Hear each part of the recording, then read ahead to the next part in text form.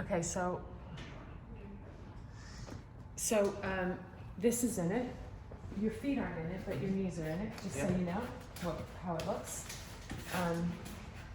Okay, so welcome to the welcome to the show. And on the show today, we have just kidding.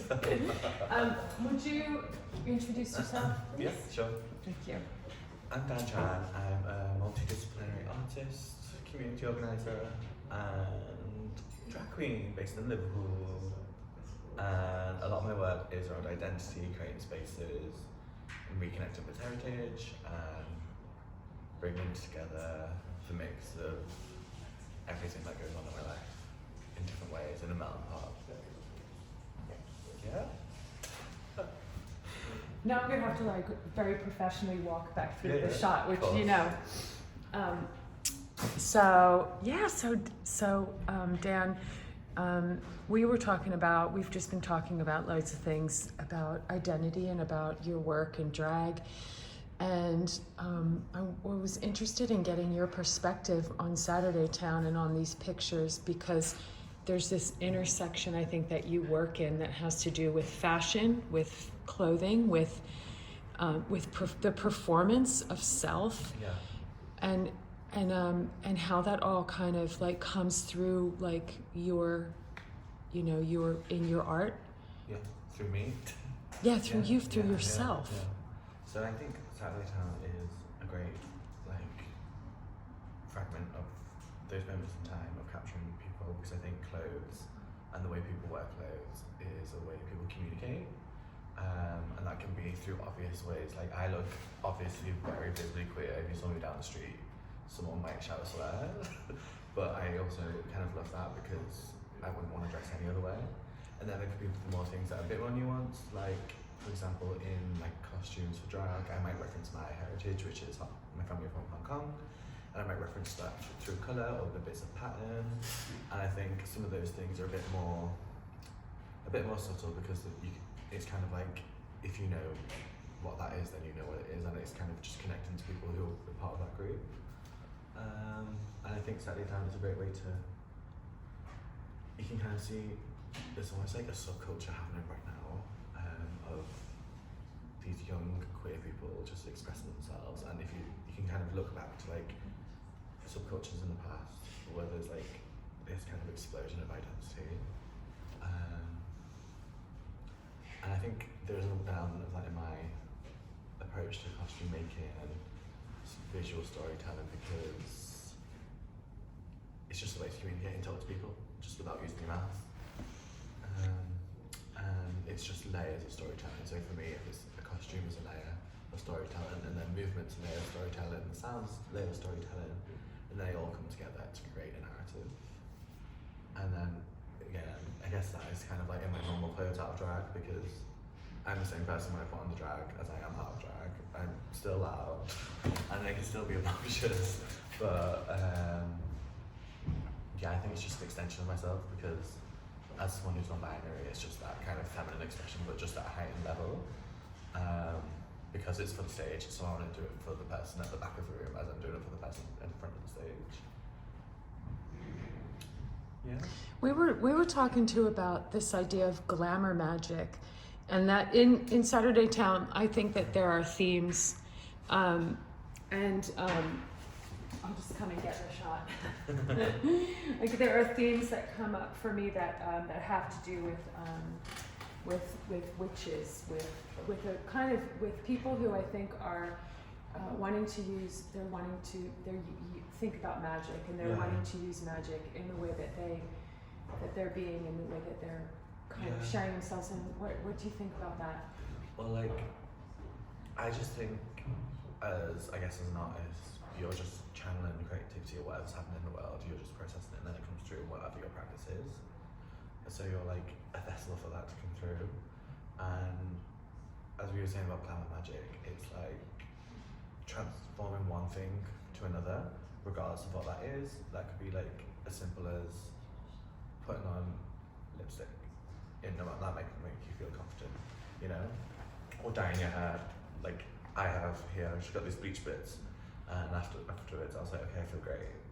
And I guess it's that idea of doing something to your body or a space and then feeling a change after it because you're transforming that.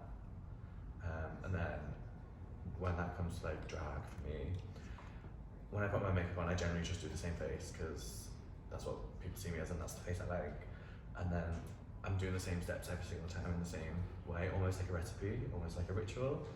And then it is a ritual, and we were saying it's almost like a spell because like you feel different afterwards, and it puts me in the right headspace to be performing, to be on stage, because it kind of is meditative for me when I'm in that process of just looking in the mirror and slapping all these products on my face and doing these little details, and some of those things are literally just me, like the fine details you can't see from like meters away, but I know they're there, so then I feel good, and because I enjoy the makeup part, because I like the after transformation. Otherwise I wouldn't really be doing drag. Yeah. Yes, that's how I started with drag. It's like transforming yourself from one thing into another. Yeah. And that's essentially it is glamour magic. Yes, glamour Yeah. magic. I love it so much because I think there's so much ritual that's going on. There's so much magic that's going on with the way that we, with our everyday Yeah. things, and that there's so much that is like really transformative when you, when you kind of start noticing it, and then you can consciously, consciously do this Yeah. stuff. And I guess it's also like wider than that because like say if you're gonna perform something, it's like okay, I just wanna like channel the vibe of like I don't know, sensuality or like confidence, or you're still like kind of I don't know, getting the energy from somewhere and then expelling it back out like you're performing. Especially like say if I'm feeling tired one day, I'm in drag but I'm like not in the right headspace to perform. I'm like okay, like I'll take a few moments to like breathe and like just get in the zone. So it's that kind of idea of getting these kind of external energy and bringing it into you and then letting it back out again. And again, it's like transforming yourself for that moment that you're performing. Yeah. Yeah, in a non-physical way. Yeah. So what do you think about, and what does that do to the viewer? What does that do? How does that connect with an audience, or how does that connect with the person you might be collaborating with? What does that energy, that you're bringing into yourself do? I think it depends what I'm doing. If it's a performance and if it's like that moment on stage, then it helps me perform it the best way I can in terms of the narrative of that particular performance, and then I can connect with the audience that way. Or if it's say like working with something say like the House of Chan or the East and Southeast Asian Network that I'm part of, it's like collective creating space and working with the group and like creating space for myself but also for other people to then take up space and either just exist in and do the thing or perform in and then show people our own artistry or our own like heritage or just our own artwork. Yeah. Okay, I'm going to leave the thing now. This is, yes. Okay, so would you tell us about House of Chan? House of Chan. So I am the mother of the house, or you could say non-binary parent of the house. So it came from, I guess, the lack of representation of queer East and Southeast Asian people, non-binary East and Southeast Asian people in like the cabaret scene. So I co-run Liverpool East and Southeast Asian Network. So I kind of like grabbed all the queers from there, and they all just happened to have performance experience, which is great. And then I was like, okay guys, welcome. And then we performed in like the Vogue Balls here, and then that was a great way to kind of take up space because it's like a great platform, big stages, big audience. But I see it as like a collective of performers who come together and we can all learn from each other because we do different things. Like there's a few drag performers, there's comedians, there's dancers, so we can all offer something and we can also take something that we don't have. But for me, it is about creating representation because I never really saw representation or positive representation growing up. Like my representation of queerness growing up was Mulan, which I still love, and then the other one was Gokwan. And if those two are the only forms of representation, we need way more than that.